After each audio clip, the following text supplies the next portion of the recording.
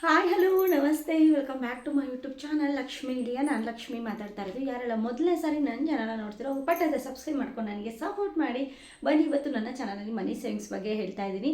ಮನಿ savings tips ಬಗ್ಗೆನೇ ಹೇಳ್ತಾ ಇದ್ದೀನಿ. ಲಾಸ್ಟ್ ಟೈಮ್ ವೀಡಿಯೋದಲ್ಲಿ ನಾನು ಎಲ್ಲನೂ ಕೂಡ ಶೋ ಮಾಡಿದೆ. ನಾನು ಯಾವ್ಯಾವ ರೀತಿ LIC ಕಟ್ತಾ ಇದ್ದೀನಿ, ಯಾವ ಥರ ಎಷ್ಟು 2026ರಲ್ಲಿ ಏನೆಲ್ಲ ಸೇವಿಂಗ್ಸ್ ಮಾಡ್ತಾ ಇದ್ದೀನಿ ಅಂತ ನಾನು ಇನ್ಫಾರ್ಮೇಷನ್ ಕೊಟ್ಟಿದ್ದೆ. ಅದೇ ರೀತಿ ತುಂಬಾ ಒಳ್ಳೊಳ್ಳೆ ಕಾಮೆಂಟ್ಸ್ನ ಮಾಡಿದ್ರಿ. ಇನ್ನೂ ಒಂದಷ್ಟು ಮೋಟಿವೇಶ್ನಲ್ ಆಗೋ ರೀತಿ ನಂಗೆ ಇನ್ನೂ ಒಂದಷ್ಟು ಟಿಪ್ಸ್ನ ಹೇಳಿ ಹಾಗೆ ಹೇಗೆ ಅಂತೆಲ್ಲ ಕಮೆಂಟ್ ಮುಖಾಂತರ ತಿಳಿಸ್ತಾ ಇದ್ದೀನಿ. 99% ಎಲ್ಲ ಗುಡ್ ಕಮೆಂಟೇ ಬಂದಿತ್ತು. ಹಾಗಾಗಿ ನಾನು ವಿಡಿಯೋದಲ್ಲಿ ತುಂಬ ಹೆಣ್ಮಕ್ಳು ನಮ್ಮಂಥವ್ರು ತುಂಬಾ ಮಿಸ್ಟೇಕ್ಸ್ಗಳನ್ನ ಮಾಡ್ತಾ ಇರ್ತೀವಿ ಮನಿ ಸೇವಿಂಗ್ಸ್ ಮಾಡೋ ಅಂಥದ್ರಲ್ಲಿ. ತುಂಬಾ ಮಿಸ್ಟೇಕ್ಸ್ಗಳನ್ನ ಮಾಡ್ತಾ ಇರ್ತೀವಿ. ಯಾವುದಕ್ಕೆ ಎಷ್ಟೆಷ್ಟನ್ನ ಖರ್ಚು ಮಾಡ್ತೀವಿ ಅನ್ನೋದೇ ಗೊತ್ತಾಗಲ್ಲ ನಮಗೆ. ತುಂಬ ಆಸೆಪಟ್ಟು ತುಂಬಾ ಅವು ಇವನ್ನ ಖರೀದಿ ಮಾಡಿಬಿಡ್ತೀವಿ. ಬೇಕೋ ಬೇಡೋ ಅಂತ ಯೋಚನೆ ಮಾಡಲ್ಲ. ಆಸೆಗೆ ತುಂಬ ಆಸೆಪಟ್ಟು ನಮಗೆ ಒಂದೊಳ್ಳೆ ಚೆನ್ನಾಗಿರೋಂಥ ಸೀರೆ ಕಾಣಿಸಿದ್ರೆ, ಚೆನ್ನಾಗಿರೋಂಥ ಏನೋ ಒಂದು ವಸ್ತು ಕಾಣಿಸಿದ್ರೆ ಪ್ರತಿಯೊಂದನ್ನು ಕೂಡ ತೊಗೊಳಕ್ಕೆ ಹೋಗ್ಬಿಡ್ತೀವಿ. ಅಂತ ವೇಸ್ಟ್ ಖರ್ಚುಗಳನ್ನೆಲ್ಲ ನಿಲ್ಲಿಸಿದ್ರೆ ನಾವು ಎಷ್ಟೆಲ್ಲ ದುಡ್ಡನ್ನ ಸೇವ್ ಮಾಡ್ಬೋದು ಅಂತ ನಾನು ಈ ವಿಡಿಯೋದಲ್ಲಿ ಶೇರ್ ಮಾಡ್ತೀನಿ. ನಾನು ಕೂಡ ಏನು ತುಂಬ ತಿಳ್ಕೊಂಡು ಬಂದಿರೋಂಥದ್ದೇನಲ್ಲ, ತುಂಬ ಕಲ್ತಿದ್ದೀನಿ ಜೀವನದಲ್ಲಿ ಯಾವ್ಯಾವ ರೀತಿ ದುಡ್ಡನ್ನ ಸೇವ್ ಮಾಡಿದ್ರೆ ನಮಗೆ ನಾಳೆ ಕಷ್ಟ ಕಾಲಕ್ಕೆ ಆಗುತ್ತೆ ಅಂತೇಳಿ. ಹಾಗಾಗಿ ನಾನು ತುಂಬಾ ಕಲಿತು ವೀಡಿಯೋಸ್ನ ಮಾಡ್ತಾಯಿದ್ದೀನಿ. ತುಂಬಾ ಕಲ್ತಿದ್ದೀವಿ. ಲೈಫಲ್ಲಿ ತುಂಬಾ ಕಲಿಯೋದು ಜಾಸ್ತಿ ಇರುತ್ತೆ ನಮ್ಮಂಥ ಹೆಣ್ಮಕ್ಳಿಗೆ. ಮದುವೆಗೂ ಮುಂಚೆ ಒಂದು ಲೈಫ್ ಸ್ಟೈಲ್ ಆದರೆ, ಮದುವೆ ಆದಮೇಲೆ ನಮ್ಮ ಲೈಫ್ ಸ್ಟೈಲ್ ಕಂಪ್ಲೀಟಾಗಿ ಚೇಂಜ್ ಆಗಿರುತ್ತೆ. ಮದುವೆಗೂ ಮುಂಚೆ ನಾನೇ ಅರ್ನಿಂಗ್ಸ್ನ ಮಾಡ್ತಾಯಿದ್ದೆ, ನಾನೇ ದುಡಿತಿದ್ದೆ, ನಾನೇ ಖರ್ಚು ಮಾಡ್ತಿದ್ದೆ. ನನಗೆ ಅಷ್ಟು ಕೂಡ ಕ್ಲಾರಿಟಿ ಇರಲಿಲ್ಲ ಲೈಫಲ್ಲಿ. ದುಡ್ಡನ್ನ ಸೇವ್ ಮಾಡಬೇಕು, ದುಡ್ಡಿಗೆ ತುಂಬಾ ಅವಶ್ಯಕತೆ ಇದೆ ಅಂತ ಏನಿಲ್ಲ. ತುಂಬಾ ಖರ್ಚು ಮಾಡಿದ್ದೀನಿ, ತುಂಬಾ ದುಡ್ಡು ವೆಚ್ಚ ಮಾಡಿದ್ದೀನಿ. ಮದುವೆ ಆದಮೇಲೆ ಒಂದು ದುಡಿಮೆ ಸ್ಟಾಪ್ ಆಯಿತು. ಮಗು ಹುಟ್ಟಮೇಲೆ ಒಂದು ಹಾಲು ತರೋಕ್ಕೂ ಕೂಡ ತುಂಬಾ ಕಷ್ಟ ಆಯಿತು. ಒಂದೊಂದು 10 ರೂಪಾಯಿಗೂ ಕೂಡ ತುಂಬಾ ಫಜೀತಿ ಬಿದ್ದಿದ್ವಿ. ನಮ್ಮಂಥ ಹೆಣ್ಮಕ್ಳಿಗೆ ಗೊತ್ತಿರುತ್ತಲ್ಲ, ಮನೇಲಿರುವಂಥ ಹೆಣ್ಮಕ್ಳಿಗೆ ಮಕ್ಕಳು ನೋಡಿಕೊಂಡು ಇನ್ನೊಬ್ಬರ ಹತ್ರ ಕೈ ಚಾಚೋದು ಎಷ್ಟು ಕಷ್ಟ ಅಂತ ಗೊತ್ತಿರುತ್ತೆ. ಅದಕ್ಕೆ ಹೇಳ್ತೀನಿ, ಸ್ವಲ್ಪ ದಿನಗಳ ಕಾಲ ನಮಗೆ ಕಷ್ಟ ಇರುತ್ತೆ. ನನ್ನಂಥ ಗೃಹಿಣಿಯರು ಮದುವೆ ಆದಮೇಲೆ ಮಕ್ಕಳನ್ನ ಕೇರ್ ಮಾಡುವಂಥದ್ದು, 2 ಮಕ್ಕಳನ್ನ ನೋಡಿಕೊಂಡು ನಾವು ಕಂಪ್ಲೀಟಾಗಿ ಇನ್ನೊಬ್ಬರ ಮೇಲೆ ಡಿಪೆಂಡ್ ಆಗಿರ್ತೀವಿ. ಅಂಥ ಸಮಯದಲ್ಲಿ ನಮ್ಗೆ ಅನ್ಸೋದು ದುಡ್ಡನ್ನ ಸೇವ್ ಮಾಡಬೇಕು. ಮಕ್ಕಳು ಹುಟ್ಟ ಮೇಲೆ ಕಷ್ಟಗಳು ಎಲ್ಲ ಜಾಸ್ತಿ ಬರುತ್ತೆ. ಡೈಪರು, ಮೆಡಿಷನು, ಹಾಸ್ಪಿಟಲ್ ಖರ್ಚು, ನಮಗೂ ಲೈಫಲ್ಲಿ ಒಂದು ಮನೆ ತೊಗೋಬೇಕು, ಅವಮಾನಗಳು, ದುಡ್ಡು ಕೇಳಕ್ಕೆ ಹೋದಾಗೆಲ್ಲ ತುಂಬಾ ಡಿಸಪಾಯಿಂಟ್ಸ್ ಎಲ್ಲ ಆಗಿರ್ತೀವಿ. ಯಾರ್ದಾದ್ರೂ ಅವಮಾನಗಳಾಗಿರುತ್ತಲ್ಲ, ಅದೆಲ್ಲ ನೆನೆಸಿದ್ರೆ ನಮಗೆ ಗೊತ್ತಾಗೋದು. ಅಂಥವೇ ಗೊತ್ತಿರುತ್ತೆ. ತುಂಬ ವೆಲ್ ಸೆಟಲ್ ಫ್ಯಾಮಿಲಿ, ತುಂಬ ದುಡ್ಡು ಕಾಸು ಹಣಕಾಸು ಎಲ್ಲ ಇರೋರಿಗೆ ಗೊತ್ತಾಗಲ್ಲ ಅಷ್ಟೊಂದು. ನಮ್ಮಂಥ ಮಿಡಿಲ್ ಕ್ಲಾಸ್ವರೆಗೆ ಗೊತ್ತಿರುತ್ತೆ. ತುಂಬ ಹೊಡೆತ ಬಿದ್ದಿರುತ್ತೆ. ಇನ್ನೊಬ್ರ ಹತ್ರ ಅನ್ನಿಸ್ಕೊಂಡಿರ್ತೀವಿ, ಅವಮಾನ ಮಾಡಿಸ್ಕೊಂಡಿರ್ತೀವಿ. ಆವಾಗೇ ಗೊತ್ತಾಗಿರೋದು. ನಂಗೆ ಪ್ರತಿಯೊಂದು ಹೆಜ್ಜೆಗೂ ಕೂಡ ಗೊತ್ತಿದೆ. ಹಾಗಾಗಿ ಮದುವೆಗೂ ಮುಂಚೆ ಸ್ವಲ್ಪ ಸೇವಿಂಗ್ಸ್ ಮಾಡ್ತಾರೆ. ಮದುವೆ ಆದಮೇಲೆ ತೀರಾ ಸೇವಿಂಗ್ಸ್ ಮಾಡಬೇಕು ಅನ್ನೋದು ಬಂದುಬಿಡ್ತು. ನನ್ನ ಹಸ್ಬೆಂಡು ಕೂಡ ಮದುವೆ ಮುಂಚೆ ಯಾವುದೇ ರೀತಿಯಾದಂಥ ಸೇವಿಂಗ್ಸ್ ಮೈಂಡ್ ಇರಲಿಲ್ಲ. ಯಾವಾಗ ಮದುವೆ ಆಗಿ ಮಕ್ಕಳೆಲ್ಲ ಆಯಿತು ಆವಾಗಿಂದ ಅಡಲ್ಟ್. ಈಗ ಅವರು ಮೊನ್ನೆ ಒಂದು ಸೇವಿಂಗ್ಸ್, ನಾನು ಇಷ್ಟೆಲ್ಲ ಸೇವಿಂಗ್ಸ್ ಮಾಡಬೇಕು, ಈಗ ಮಾಡಬೇಕು, ಆಗ ಮಾಡಬೇಕು ಅಂತೇಳಿ ಅವ್ರಿಗೆ ಕಂಪ್ಲೀಟಾಗಿ ಚೇಂಜ್ ಮಾಡಿಬಿಟ್ಟಿದ್ದೀನಿ. ಅವರು ಕೂಡ ಈಗ ಕೆನರಾ ಬ್ಯಾಂಕಲ್ಲಿ 60 ವರ್ಷ ಆದಮೇಲೆ ಅಡಲ್ಟ್ ಯೋಜನೆನೋ ಏನೋ ಗೊತ್ತಿಲ್ಲ, ಒಂದು 800 ರೂಪೀಸ್ ಪ್ರತಿ ಮಂತ್ ಕಟ್ಟಾಗೋ ಥರ, ಅಂದರೆ ಇಷ್ಟು 60 ವರ್ಷ ಆದಮೇಲೆ ನಮಗೆ 5,000 6,000 ಬರೋ ಥರ ಅವರು ಕೂಡ ಪರ್ಸ್ನಲಾಗಿ ಒಂದು ಸೇವಿಂಗ್ಸ್ ಸ್ಟಾರ್ಟ್ ಮಾಡಿದ್ದಾರೆ. ನನಗೆ ಆಮೇಲೆ ಹೇಳ್ತಾ ಇದ್ದಾರೆ, ಈ ಥರ ಮಾಡಿದ್ದೀನಿ, ನಾಳೆ ನಮಗೆ ವಯಸ್ಸಾದಾಗ ದುಡ್ಡು ಬರೋ ಹಾಗೆ ಮಾಡಿದ್ದೀನಿ ಅಂತ ಹೇಳಿದ್ರು. ಭಾಳ ಖುಷಿ ಆಯಿತು. ಮುಂಚೆ ಇದ್ದಂಗೆ ಇರೋದಿಲ್ಲ, ಮದುವೆಗೂ ಮುಂಚೆ ಇದ್ದಂಗೆ ಲೈಫ್ ಇರೋಲ್ಲ ಅಲ್ವಾ. ಹಾಗಾಗಿ ನಾನು ಹೇಳ್ತಾ ಇರೋವಂಥದ್ದು, ಯಾವ್ಯಾವ ರೀತಿ ನಾವು ವೇಸ್ಟ್ ಖರ್ಚು ಮಾಡ್ತೀವಿ ನಮ್ಮಂಥ ಹೆಣ್ಮಕ್ಳು ಅಂದರೆ ಇದರಲ್ಲೆಲ್ಲ ತಡೆ ಹಿಡಿದ್ರೆ ನಾವು ತುಂಬಾ ದುಡ್ಡನ್ನ ಸೇವ್ ಮಾಡ್ಬೋದು ಅಂತ ಹೇಳೋದಕ್ಕೆ ಬಂದಿದ್ದೀನಿ. ತುಂಬ ನಾನು ಮಾಡ್ತಾಯಿದ್ದೀನಿ ಈ ಮಿಸ್ಟೇಕ್, ನಾನು ಮಾಡಿದ್ದೀನಿ. ಮನೆಯಲ್ಲೇ ಅಡುಗೆ ಮಾಡಿದರೂ ಕೂಡ ಹೊರಗಡೆ ಹೋಗಿ ಊಟ ಮಾಡೋದು, ಪಾನಿಪುರಿ, ಗೋಬಿ ಮಂಚೂರಿ ಈ ಥರ ಎಲ್ಲ ಸುಮ್ಮನೆ ದುಡ್ಡನ್ನ ವೇಸ್ಟ್ ಮಾಡ್ತಾಯಿದೆ. ಮತ್ತು ಹೊರಗಡೆ ಆರ್ಡ್ರ್ ಮಾಡಿ ಝೊಮ್ಯಾಟೊ ಇದೆಲ್ಲ ತರಿಸ್ಕೊಂಡು ತಿಂದು ನೋಡಿದ್ದೀನಿ, ವರ್ತ್ ಇರಲ್ಲ. ಇಡ್ಲಿ ಸಾಂಬಾರಂತೆ ಸ್ವೀಟ್ ಇರುತ್ತೆ, ಒಂಚೂರು ಚೆನ್ನಾಗಿರಲ್ಲ. ಈ ಝೊಮ್ಯಾಟೊ ಆಯ್ತಾ ಅದೆಲ್ಲ ಆರ್ಡ್ರ್ ಮಾಡ್ಕೊಂಡು ತಿನ್ನೋ ಅಂಥದ್ದು ಸುಮ್ಮನೆ ಆಸೆ ಪಟ್ಟು. ಆಮೇಲೆ ಅನಿಸುತ್ತೆ, ಅಯ್ಯೋ ಅವೆಲ್ಲ ತಿಂದು ಸುಮ್ಮನೆ ದುಡ್ಡು ವೇಸ್ಟ್ ಮಾಡ್ಕೊಂಡವಲ್ಲ, ಇಷ್ಟೊಂದು ಬರೀ ಜಸ್ಟ್ 2 ಇಡ್ಲಿ ಒಂದು ಸಾಂಬಾರಿಗೆ 150 ರೂಪೀಸ್ ಕೊಟ್ವಾ ಅಂತ ಅನಿಸುತ್ತೆ. ಹಾಗಾಗಿ ನಾವು ಮನೇಲೇ ಮಾಡ್ಕೊಂಡು ತಿನ್ಬೋದು. ಏನೇ ಫುಡ್ ಆಗಲಿ, ಹೊರಗಡೆ ಫುಡ್ಡೆಲ್ಲ ಕೂಡ ತುಂಬಾ ಅವಾಯ್ಡ್ ಮಾಡಿದ್ದೀನಿ. ಸುಮ್ಮನೆ ಹೋಟೆಲ್ಗೆ ಹೋಗೋದು, ವೀಕ್ಲಿ ಹೊರಗಡೆ ಹೋಗಿ ತಿನ್ನೋದು, ಇದೆಲ್ಲನೂ ಕೂಡ ಕಂಪ್ಲೀಟಾಗಿ ಸ್ಟಾಪ್ ಮಾಡಿದ್ದೀನಿ. ಮನೆ ಫುಡ್ಡು ನಮ್ಮ ಕೈಯಾರೆ ಪ್ರಿಪೇರ್ ಮಾಡ್ಕೊಂಡು ತಿನ್ನೋಂಥ ಫುಡ್ಡು ಹೆಲ್ದಿ ಫುಡ್ ಅಲ್ವಾ. ಹಾಗಾಗಿ ಕಂಪ್ಲೀಟಾಗಿ ಚೇಂಜ್ ಆಗಿದ್ದೀನಿ.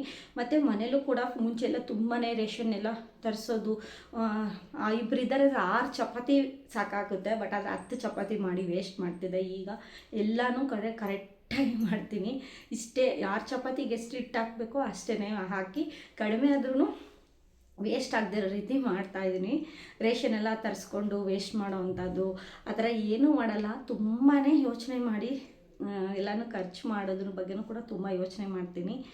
ಮತ್ತು ತುಂಬಾ ಬಟ್ಟೆಗಳಿಗೆ ತುಂಬಾ ಇನ್ವೆಸ್ಟ್ಮೆಂಟ್ ಮಾಡಿದ್ದೀನಿ. ಮುಂಚೆ ಎಲ್ಲ ಮದುವೆ ಆದಮೇಲೆ ಕಂಪ್ಲೀಟಾಗಿ ತುಂಬಾ ಯೋಚನೆ ಮಾಡಿ ಬಟ್ಟೆಗಳನ್ನ ತೊಗೊತೀನಿ. ಸುಮ್ಮನೆ ಈ ಬರ್ಡೇ ಇರಲ್ಲ, ಹಬ್ಬ ಇರಲ್ಲ, ಹರಿದಿರಲ್ಲ, ಪ್ರತಿ ಮಂತ್ ಬಟ್ಟೆ ತೊಗೊಂಡು ವೇಸ್ಟ್ ಮಾಡಿದ್ದೀನಿ. ಮುಂಚೆ ಪಾಕೆಟ್ ಮನಿಗೆ ತೊಗೊಳ್ಳೋದು, ಎಕ್ಸ್ಟ್ರಾ ಓಟಿಗಳನ್ನ ಮಾಡೋದು, ಈ ಥರ ಎಲ್ಲ ಪ್ರತಿ ಅಮೌಂಟ್ನೂ ಕೂಡ ಬಟ್ಟೆ ಬಟ್ಟೆ ಬಟ್ಟೆ ಬಟ್ಟೆ ಬರೀ ಬಟ್ಟೆಗಳನ್ನ ತೊಗೊಳ್ಳೋದು, ಸ್ಲಿಪ್ಪರ್ಸ್ ಇದ್ದರೂ ಕೂಡ ತೊಗೊಳ್ಳೋದು, ಮತ್ತು ಸುಮ್ಮನೆ ವೇಸ್ಟ್ ಮಾಡೋದೇ ತುಂಬ ಮಾಡಿದ್ದೀನಿ. ಈಗ ಜಾಸ್ತಿ ಬಟ್ಟೆಗಳನ್ನ ತೊಗೊಳ್ಳಲ್ಲ, ಜಾಸ್ತಿ ಯಾವ ಬೇಡದಿರೋಂಥ ವಸ್ತುಗಳನ್ನ ತೊಗೊಳ್ಳಲ್ಲ. ಮತ್ತು ಮುಂಚೆ ಪಾರ್ಲರ್ಗೆಲ್ಲ ತುಂಬಾ ಅಮೌಂಟ್ನ ಸುರಿತಾ ಇದೆ. ಐಬ್ರೋಸ್ ಪ್ರತಿ ಇದು ಮಾಡಿಸೋದು, ಮತ್ತು ಫೇಶಿಯಲ್ ಕಿಟ್ನೆಲ್ಲ ನಾನೇ ತೊಗೊಂಡು ಯೂಸ್ ಮಾಡ್ತಾಯಿದ್ದೆ. ಅದಕ್ಕೆಲ್ಲ ಅಮೌಂಟ್ನ ತುಂಬ ಸುಮ್ಮನೆ ವೇಸ್ಟ್ ಮಾಡ್ತಾಯಿದ್ದೆ. ಈಗೆಲ್ಲ ಹೋಮ್ ರೆಮಿಡಿಗಳನ್ನ ಮನೇಲೇ ಮಾಡಿಕೊಂಡು ದುಡ್ಡನ್ನ ಮಿಗಿಸ್ತಾ ಇದ್ದೀನಿ. ಸುಮ್ಮನೆ ಏನಕ್ಕೆ ದುಡ್ಡು ವೆಚ್ಚ ಮಾಡಿ ಎಲ್ಲ ಹೊರಗಡೆ ಇನ್ವೆಸ್ಟ್ಮೆಂಟ್ ಮಾಡೋದು, ಅದರಲ್ಲೂ ಕೂಡ ಮಿಕ್ಸಿ ನಾವು ಸೇವಿಂಗ್ಸ್ ಮಾಡ್ಬೋದಲ್ವ ಅನ್ನೋ ಒಂದು ಯೋಚನೆ, ಕಾನ್ಸೆಪ್ಟ್ ನಂದು. ಹಾಗಾಗಿ ಅದನ್ನು ಕೂಡ ಎಲ್ಲ ಚೇಂಜ್ ಮಾಡ್ಕೊಂಡಿದ್ದೀನಿ. ಬಟ್ಟೆಗೆ ಜಾಸ್ತಿ ಇನ್ವೆಸ್ಟ್ಮೆಂಟ್ ಮಾಡಲ್ಲ, ಪಾರ್ಲರ್ಗೆ ಹೋಗಲ್ಲ, ಹೇಳ್ಬೇಕಂದ್ರೆ ಎಲ್ಲ ಹೋಮ್ ರೆಮಿಡಿ ಮಾಡ್ಕೊತಾ ಇದ್ದೀನಿ. ತುಂಬ ಒಳ್ಳೊಳ್ಳೆ ರಿಸಲ್ಟ್ ಬರ್ತವೆ ಹೋಮ್ ರೆಮಿಡಿಗಳಲ್ಲಿ. ಟ್ರೈ ಮಾಡಿ ನೀವು ಕೂಡ. ನಮ್ಮನ್ನು ನಾವು ಯಾವ ರೀತಿ ಕೇರ್ ಮಾಡ್ಕೊಳ್ಬೋದು ಮನೇಲಿ ಅಂತ. ನೆಕ್ಸ್ಟ್ ಒಂದು ಸ್ಕೂಲ್ ಬಗ್ಗೆ ಹೇಳ್ತೀನಿ. ಮಕ್ಕಳು ಸ್ಕೂಲ್ ಬಗ್ಗೆನೂ ಕೂಡ ನಾವು ತುಂಬಾ 1 ಲಕ್ಷ ರೂಪಾಯಿ ಸ್ಕೂಲ್ಗೆಲ್ಲ ಸೇರ್ಸೋಕ್ಕೆ ಹೋಗ್ತೀವಿ. ಆ ಥರ ಎಲ್ಲ ಸೇರಿಸಿದ್ರೆ ನಮಗೆ ದುಡ್ಡು ವೇಸ್ಟ್ ಆಗುತ್ತೆ. ಈಗೆಲ್ಲ 1 ಲಕ್ಷ ರೂಪಾಯಿ ಸ್ಕೂಲ್ ಡೊನೇಷನ್ ಫೀಸ್ ಎಲ್ಲ ಇದೆ. ಹಾಗಾಗಿ ನಾವು 2 ಮಕ್ಕಳಿದ್ದಾರೆ ಅಂದರೆ ನಾವು ಯೋಚನೆ ಮಾಡಬೇಕು. ನಮ್ಮ ಆದಾಯ ತಕ್ಕನಂಗೆ ಒಂದು 50,000 ರೂಪಾಯಿ, ಒಂದು 30,000 50,000 ಸ್ಯಾಲ್ರಿ ಇದೆ ಫರ್ ಮಂತ್ ಅನ್ನೋರು ನೀವು ಒಂದು 50,000 ಸ್ಯಾಲ್ರಿ 50,000 ಇರುವಂಥ ಸ್ಕೂಲಿಗೆ ಸೇರಿಸಿದ್ರೆ ಸಾಕು. ಸುಮ್ಮನೆ ಏನಕ್ಕೆ 1 ಲಕ್ಷ ರೂಪಾಯಿ ಎಲ್ಲ ಕಟ್ಟಿ. ಹಾಗೆ ಅಲ್ಲ, ನಾವೆಲ್ಲ 1 ರೂಪಾಯಿ ಸಿಂಗಲ್ 1 ರೂಪಾಯಿ ಕೂಡ ಸ್ಕೂಲ್ ಫೀಸ್ ಕಟ್ಟಿಲ್ಲ. ಸ್ಕೂಲ್ದು ಸ್ಕಾಲರ್ಶಿಪ್ಪು ತೊಗೊಂಡು ಜೀವನ ಮಾಡಿದ್ದೀವಿ ನಾವು. ಆ ಸ್ಕಾಲರ್ಶಿಪ್ ತೊಗೊಂಡು ಅದರಲ್ಲಿ ಬಟ್ಟೆ ಹೊಲಿಸ್ಕೊಂಡು, ಸ್ಕೂಲ್ ಬ್ಯಾಗ್ಸ್ನ ತೊಗೊಂಡು, ಸ್ಲಿಪ್ಪರ್ಸ್ನೆಲ್ಲ ತೊಗೊಂಡು ಈ ಥರ ಎಲ್ಲ ಓದಿರೋಂಥವ್ರು ಈಗ ನಾವು ಜೀವನ ಮಾಡ್ತಾಯಿದ್ದೀವಿ. ಪ್ರಪಂಚ ಜ್ಞಾನ ತುಂಬ ಚೆನ್ನಾಗಿದೆ ಅಲ್ವಾ ನಮಗೆ. ಹಾಗಾಗಿ ಹೇಳ್ತಾ ಇದ್ದೀನಿ, ನಾವೇನೋ ತುಂಬ ಪೇರೆಂಟ್ಸ್ ಈಗಿನ ಜನ್ರೇಷನ್ ಪೇರೆಂಟ್ಸ್ ಎಲ್ಲ ತುಂಬ ನಮ್ಮ ಮಗು ಐಫೈ ಸ್ಕೂಲ್ಗೆ ಹೋಗಬೇಕು, ಆ ಸ್ಕೂಲ್ಗೆ ಹೋಗಬೇಕು, ತುಂಬ ಚೆನ್ನಾಗಿರೋ ಸ್ಕೂಲ್ಗೆ ಹೋಗಬೇಕು ಅಂತೇಳಿ ನಾವು ಸುಮ್ಮನೆ ದುಡ್ಡನ್ನ ವೇಸ್ಟ್ ಮಾಡ್ಕೊತಾ ಇದ್ದೀವಿ. ಎಲ್ಲಿ ಮಕ್ಕಳು ಓದ್ತಾರೆ ಅಂದರೆ ಎಲ್ಲಿ ಬೇಕಾದ್ರೂ ಓದ್ತಾರೆ. ನಾರ್ಮಲ್ ಸ್ಕೂಲೇ, ಒಂದು ಸಿಂಪಲ್ ಮೀಡಿಯಮಿಗಿರುವಂಥ ಸ್ಕೂಲ್ಗೆ ಸೇರಿಸಿದ್ರೆ ಸಾಕು. ಹಾಗಾಗಿ ನಾನು 2 ಮಕ್ಕಳಿಗೆ ಒಂದು 50,000 ರೂಪಾಯಿ ಅಂದರೆ ಇಬ್ಬರಿಂದನೂ ಒಂದು 50 1 ಲಕ್ಷ ರೂಪಾಯಿ ಒಳಗಡೆ ಆಗುವಂಥ ಸ್ಕೂಲ್ಗಳಿಗೆ ಪ್ಲ್ಯಾನ್ ಹಾಕ್ಕೊಂಡಿದ್ದೀನಿ ಮುಂಚೆನೇ. ನೀವು ಅದೇ ರೀತಿ ಸ್ಕೂಲ್ಗೂ ಕೂಡ ಸುಮ್ಮನೆ ದುಡ್ಡು ಕಟ್ಟಿ ವೇಸ್ಟ್ ಮಾಡ್ಕೊಳ್ಬೇಡಿ. ಹಾಗಾಗಿ ಒಳ್ಳೆ ಸ್ಕೂಲ್ಗೆ ಎಜುಕೇಷನ್ ಇಂಪಾರ್ಟೆಂಟ್, ಬಟ್ ನೋಡಿ ಮಾಡಿ ಸ್ಕೂಲ್ಗೆ ಸೇರಿಸಿ. ತುಂಬಾ ಡೊನೇಷನ್ ಇರುವಂಥ ಸ್ಕೂಲೆಲ್ಲ ಸೇರಿಸೋ ಅವಶ್ಯಕತೆ ಇಲ್ಲ. LKG UKG ಮಕ್ಕಳಿಗೆ ನಾನು ನೋಡಿದ್ದೀನಿ, ನನ್ನ ಮಗಳು ಸೇರಿಸುವಾಗ ಒಳ್ಳೊಳ್ಳೆ ದೊಡ್ಡ ಸ್ಕೂಲಲ್ಲಿ ಲ್ಯಾಬ್ ಇದೆ, ಸಿಸ್ಟಮ್ ಇದೆ, ಮತ್ತು ಸ್ವಿಮ್ಮಿಂಗ್ ಇದೆ ಅಂತೆಲ್ಲ ಹೇಳಿದ್ದಾರೆ. ಹಾಗಾಗಿ ಇವೆಲ್ಲ ಅವಶ್ಯಕತೆನೇ ಇಲ್ಲ ನಮ್ಮ ಮಕ್ಕಳಿಗೆ. ಏನಕ್ಕೆ ಸುಮ್ಮನೆ ದುಡ್ಡು ಇಷ್ಟೊಂದು ವೇಸ್ಟ್ ಮಾಡಬೇಕು, 1 ಲಕ್ಷ ಈ ಥರ ಎಲ್ಲ. ಈಗೇನೋ ಸಡನ್ನಾಗಿ ಸೇರಿಸ್ಬಿಡ್ತೀವಿ ಆಸೆ ಪಟ್ಟು. ನಾನು ನೋಡಿದ್ದೀನಿ, ನಮ್ಮ ರಿಲೇಷನ್ ಎಲ್ಲ, ನನ್ನ ಸಿಸ್ಟರ್ ಇವರೇ ಅಂದ್ಕೊಳ್ಳಿ, ಒಂದು 80,000 1 ಲ್ಯಾಕ್ ಈ ಥರ ಸ್ಕೂಲಿಗೆ ಸೇರಿಸಿದ್ದಾರೆ. ಏನೋ 1 ವರ್ಷ ಕಟ್ತೀವಿ, 2 ವರ್ಷ ಕಟ್ತೀವಿ, ವರ್ಷದೆಲ್ಲ ಆದಾಯ 1 ಲಕ್ಷ 2 ಲಕ್ಷ ಎತ್ತಿಟ್ಟಿರ್ತೀವಿ ಅಂದ್ಕೊಳ್ಳಿ ಕೂಡಕ್ಕೆ. ಅದೆಲ್ಲ ತೊಗೊಂಡು ಮಗು ಸ್ಕೂಲ್ಗೆ ಸೇರಿಸಿ ನಾವು ಕಟ್ಬಿಟ್ರೆ ಮುಂದಿನ ವರ್ಷ ದುಡ್ಡಿರಲ್ಲ. ಆ ಥರ ಒಂದು SLCವರೆಗೂ ನಮ್ಮ ಕೈಲಿ ಓದ್ಸೋಕ್ಕಾಗುತ್ತೆ ಅಂತ ಯೋಚನೆ ಮಾಡಿ ಮುಂಚೆನೇ ನಾವು ಒಂದು ಒಳ್ಳೆ ಸ್ಕೂಲ್ಗೆ ನಮ್ಮ ಕೈಲಾಗೋ ಮಟ್ಟಕ್ಕೆ ನಾವು ಒಂದು 50,000 ಒಳಗಡೆ 50,000 ಈ ಥರ ಸ್ಕೂಲ್ಗೆ ಸೇರಿಸೋವಂಥದ್ದು ಒಳ್ಳೆಯದು. ಆಮೇಲೆ ಸುಮ್ಮನೆ ನಾವು ಮುಖಭಂಗ ಮಾಡ್ಕೊಳ್ಳೋ ಥರ ಆಗ್ಬಿಡ್ತಾ, ಏನಪ್ಪ ನಾವು ಸ್ಕೂಲ್ ಫೀಸ್ ಕಟ್ಟೋಕ್ಕಾಗುತ್ತೆ, ಆ ಸ್ಕೂಲ್ ತೆಗೆದು ನಾರ್ಮಲ್ ಗೌರ್ಮೆಂಟ್ ಸ್ಕೂಲ್ಗೆಲ್ಲ ಸೇರಿಸೋದು ಈ ಥರ ಎಲ್ಲ ಬೇಕಾ? ಅದರಿಂದ ಸಾಲ ಎಲ್ಲ ಆಗುತ್ತೆ ಹೊರತಾಗಿ ನಮಗೆ ಲಾಸ್ ಅಂತೂ ಹಾಗೆ ಆಗುತ್ತೆ. ಹಾಗಾಗಿ ಮುಂಚೆನೇ ಯೋಚನೆ ಮಾಡಿ ನಾನು ಈ ಥರ ಮಾಡಿದ್ದೀನಿ. ನಮ್ಮ ರಿಲೇಷನ್ ನೋಡಿದ್ದೀನಿ, ಹಾಗಾಗಿ ಅವ್ರ ಮುಖಭಂಗ ಮಾಡ್ಕೊಂಡಿದ್ದಾರೆ. ಯಾಕೆ ಈ ಥರ ಮಾಡಬೇಕಾಯಿತು, ಅವ್ರ ಸ್ಯಾಲ್ರಿ ಇಷ್ಟಿದೆ, ಯಾಕಪ್ಪ 1 ಲಕ್ಷ ರೂಪಾಯಿ ಸ್ಕೂಲ್ 25,000 20,000 ಸ್ಯಾಲ್ರಿ, 1 ಲಕ್ಷ ರೂಪಾಯಿ ಸ್ಕೂಲ್. ನಾಳೆ ಅದೇ ದೊಡ್ಡ ಮಟ್ಟಕ್ಕೆ ಸಾಲ ಈ ಥರ ಎಲ್ಲ ಆಗುತ್ತೆ. ನಾಳೆ ಓದ್ಸೋಕ್ಕೆ ಹೋದಾಗ ಸಾಲಗಳು ಮಾಡ್ಕೊಂಡು ಓದಿಸೋದು ಈ ಥರ ಎಲ್ಲ ಬೇಡ. ಮಕ್ಕಳಿಗೆ ಇಷ್ಟರ ಮಟ್ಟಿಗೆ ಎಜುಕೇಷನ್ ಕೊಡಬೇಕಂತ ಗೊತ್ತು, ಅದಕ್ಕೆ ಸುಮ್ಮನೆ ದುಡ್ಡು ವೇಸ್ಟ್ ಮಾಡೋದು ಯಾಕೆ, ದೊಡ್ಡ ಸ್ಕೂಲು ಅಂತ ನನ್ನ ಅಭಿಪ್ರಾಯ. ನಿಮ್ಗೇನು ಅನಿಸುತ್ತೆ ಕಾಮೆಂಟಲ್ಲಿ ಹೇಳಿ ಅಷ್ಟೇ. ನೆಕ್ಸ್ಟು ಮನೆದ್ರ ಬಗ್ಗೆ ಹೇಳ್ತೀನಿ. ಮನೆಯೂ ಬಂದು ನನಗೆ ಎಷ್ಟು ಬೇಕೋ ಅಷ್ಟು ಬಾಡಿಗೆ ಮನೆಯೇ. ಚಿಕ್ಕದಾಗಿ ಒಂದು ಹಾಲು, ಒಂದು ಅಡುಗೆ ಮನೆ, ಈ ಥರ ಗಂಡ ಹೆಂಡತಿ 2 ಮಕ್ಕಳಿದ್ದಾರೆ, ಸಿಂಪಲಾಗಿ ಒಂದು ಮನೆ ಮಾಡಿಕೊಂಡ್ರೆ ಸಾಕು. ತುಂಬ ನನ್ನ ಫ್ರೆಂಡ್ ದೊಡ್ಡ ಮನೆಯಿದ್ದಾಳೆ, ನಾವು ತೋರಿಕೆಗೆ ಅವಳ ಥರ ಅದಕ್ಕಿಂತ ದೊಡ್ಡ ಮನೆಗೆ ಹೋಗಬೇಕು, ಈ ಥರ ಎಲ್ಲ ಮಾಡ್ಕೊಂಡೋದ್ರೆ ನಾವು ಲಾಸ್ ಆಗ್ತೀವಿ. ದುಡ್ದಿದ್ದಂಥ ಅಮೌಂಟ್ ಎಲ್ಲ ತೊಗೊಂಡೋಗಿ ನಾವು ಬಾಡಿಗೆ ಕಟ್ತಾ ಹೋಗ್ತೀವಿ. ಫ್ಯೂಚರಲ್ಲಿ ನಾವು ಸ್ವಂತ ಮನೆ ತೊಗೊಳಕ್ಕೆ ಆಗಲ್ಲ. ಹಾಗಾಗಿ ಚಿಕ್ಕ ಮನೆಯಿಂದ ಲೀಸಿಗೆ ಬಂದು ಲೀಸ್ ಇರೋಂಥ ಅಮೌಂಟ್ ಎಲ್ಲ ತೊಗೊಂಡೋಗಿ ಸ್ವಲ್ಪ ದುಡ್ಡನ್ನ ಸೇವ್ ಮಾಡಿ ಸ್ವಂತ ಮನೆ ತೊಗೊಂಡು ಸ್ವಲ್ಪ EMI ಹಾಕ್ಸ್ಕೊಂಡು ಅದನ್ನು ಸ್ವಂತ ಮಾಡ್ಕೊಳ್ಳೋದು ಹೇಗಿದೆ, ದುಡಿಯೋಂಥ ಅಮೌಂಟ್ನೆಲ್ಲ ತೊಗೊಂಡೋಗಿ ಬಾಡಿಗೆ ಕಟ್ಟೋದು ಹೇಗಿದೆ ಅಲ್ವಾ. ಹಾಗಾಗಿ ಹೇಳ್ತಾ ಇದ್ದೀನಿ, ಚಿಕ್ಕ ಮನೆ ಆದರೂ ಸಾಕು, ಚೊಕ್ಕ ಮನೆ. ನಮಗೆ ನಮ್ಮ ಒಂದು ಈ ಬೆಂಗಳೂರೆಲ್ಲ 10,000 ಇದೆ ಸಿಂಗಲ್ ಬೆಡ್ರೂಮ್ ಮನೆಯೇ, ನನಗೆ ಗೊತ್ತಿದೆ.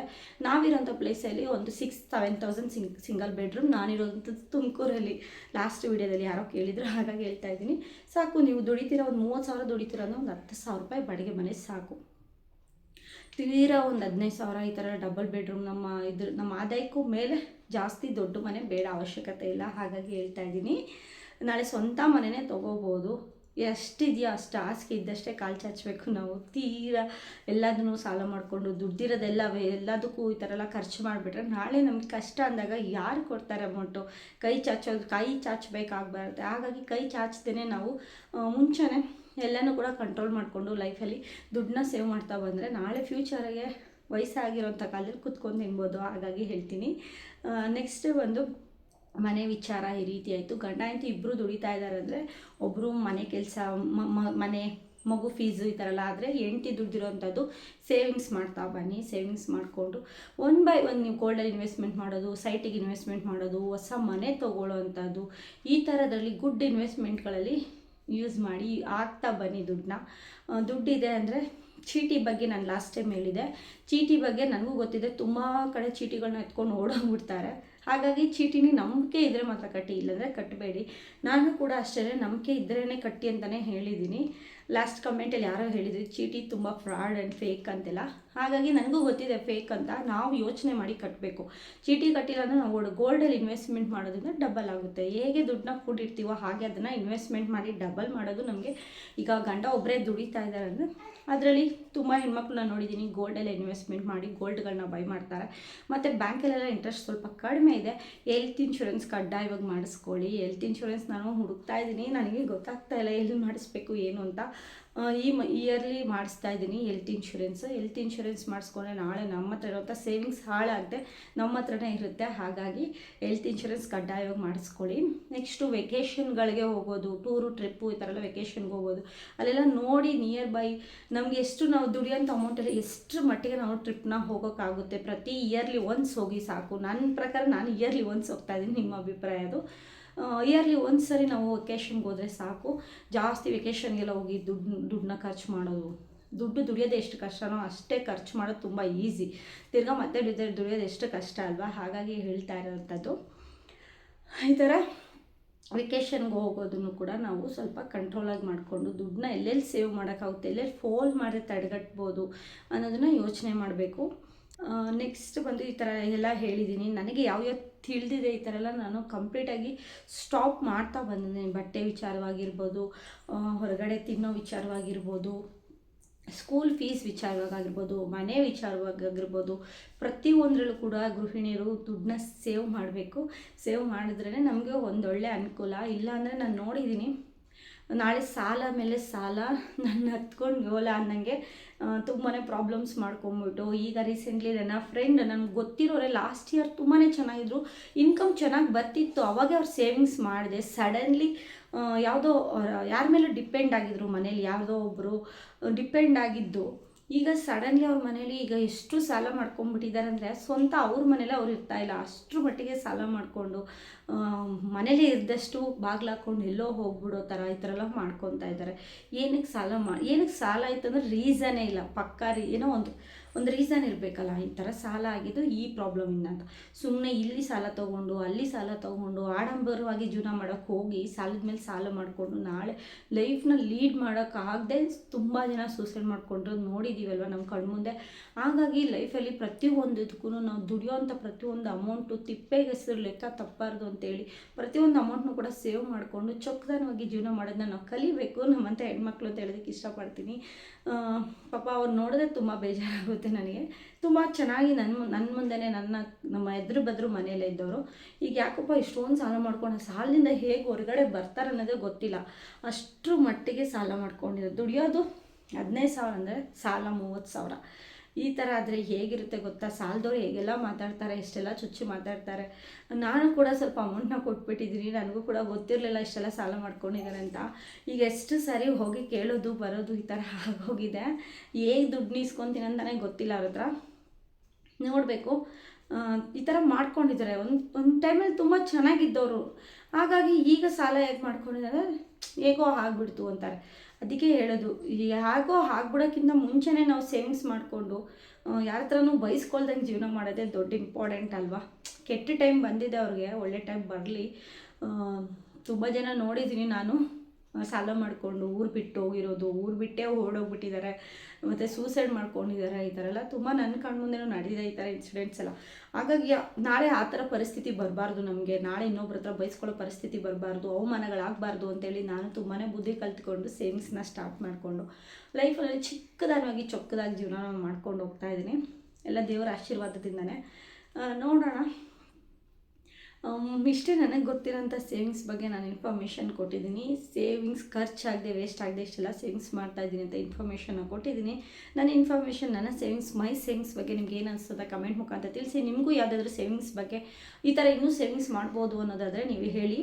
ಇನ್ನೂ ಮತ್ತಷ್ಟು ಸೇವಿಂಗ್ಸ್ ಮಾಡೋದ್ರ ಬಗ್ಗೆ ನಾನು ದುಡಿಯೋದು ಸ್ಟಾರ್ಟ್ ಮಾಡ್ಕೊತಾ ಇದ್ದೀನಿ. ಮತ್ತು ನನ್ನ ಕನಸಿನ ಜಾಬು, ಯಾವ ಕೆಲಸ ಮಾಡ್ತೀನಿ, ಏನು ಕೆಲಸ ಮಾಡ್ತೀನಿ, ಏನೇನೆಲ್ಲ ಮಾಡ್ತೀನಿ ಅಂತ ನನ್ನ ವ್ಲಾಗ್ಸಲ್ಲಿ ಬರ್ತಾ ಇರುತ್ತೆ. ನನ್ನ ಚಾನಲ್ನ ಹೀಗೆ ಸಬ್ಸ್ಕ್ರೈಬ್ ಮಾಡ್ಕೊತಾ ಇರಿ. ನಿಮ್ಮ ಅನಿಸಿಕೆ ಅಭಿಪ್ರಾಯನ ಕಮೆಂಟ್ ಮುಖಾಂತರ ತಿಳಿಸಿ. ಎಲ್ಲರಿಗೂ ಟೇಕ್ ಕೇರ್, ಬಾಯ್. ಮತ್ತೊಂದು ವಿಡಿಯೋದಲ್ಲಿ ಮತ್ತೆ ಭೇಟಿಯಾಗೋಣ.